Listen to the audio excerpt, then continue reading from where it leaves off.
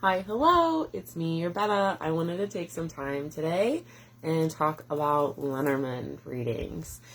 Specifically, kind of Lenormand decks and cards and how you go about using them and as a tool for reading. Like I said, Lenormand readings. So, Lenormand, first and foremost, is a type of cartomancy similar to tarot or oracle cards. It is 36 cards in a deck. You can actually use a playing card deck, which is what I have my homemade deck. And I wrote, there are specific words, keywords that you associate with each card.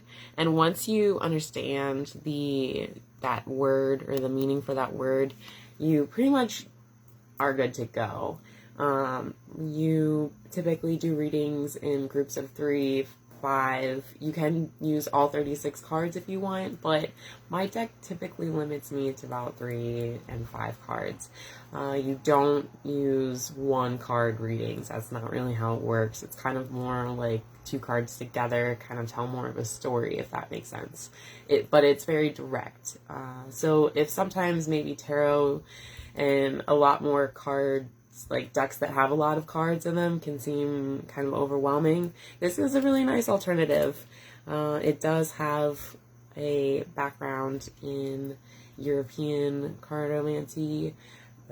The Lenormand is specifically named after the person that kind of invented the deck. So decks typically have imagery for the word that's there. So I keep pulling the clouds card because that's the one that's on the bottom here. But that is the King of Clubs card. So that you can get Lenormand decks that don't have the playing card on it. It just has the word, see, like lady is another one that we have here. So, I really like it. It's kind of nice. Tarot can feel overwhelming. Even my oracle decks can feel overwhelming. My my astrology deck is kind of a jerk sometimes, I'm not gonna lie, and it knows it. So we have a really great time laughing with one another, but sometimes it's just really nice to work with something else, like I use my pendulum specifically for yes and no questions for myself because my cards can get so wordy. So I figured we could kind of do a little bit of maybe a Lenormand reading for the rest of this weekend and what any of you that may be watching need to know for your weekend. So without further ado, let's go ahead and shuffle these cards and see what do we need to know for the rest of our weekend. What do we need to know for the rest of our weekend? Oh, there we go. There's one. So, dog, which is great because Eggs is right here with me. And this is actually 3 cards, so I'm just going to go finish with that. So, Lily, which is really nice, and Book. So, these cards together are really, really interesting. Dog kind of stands for friendship and loyalty. Lily is something that's more like sexy, kind of fun, flirtatious, romantic energy.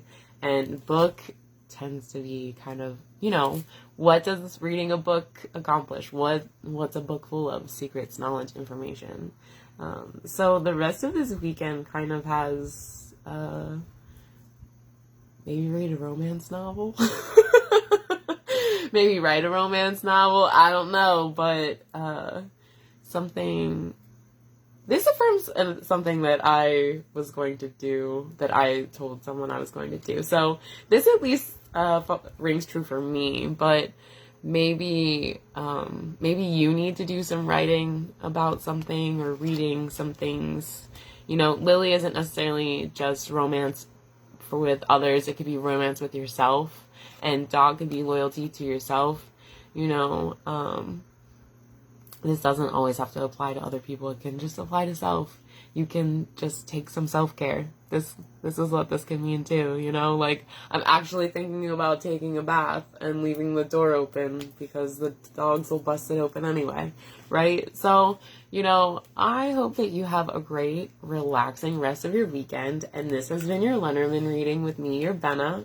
I hope that you have a great rest of your weekend, like I said, And I will see you Monday for your moon day reading. All right. Thank you. Have a great one. Bye, bye, bye, bye.